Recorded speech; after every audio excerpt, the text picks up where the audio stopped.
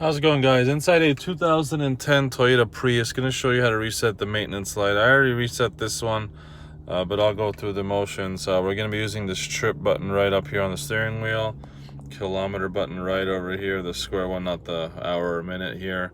Now we're going to get the car's actually on now. We're going to click trip over here, and we're going to get it over to the trip A. I actually went through it, although trip A. Okay. Now we're gonna shut the car off, but before we get it back onto the on position, to get to the on position, click the start button twice without your foot on the brake so you don't get the car on. Now it's gonna be angled a little weird, but we're gonna click the trip. Car's already off. We're gonna click the trip button right over here, and we're gonna get this one clicked over. Now I'm gonna turn the ignition on. 1, 2, and then you see how it's resetting the bar up there. And once it resets, maintenance complete, you are good to go. You're not going to get the message any longer. You can shut the car on, off. At this point, it's all good to go. Thanks, guys.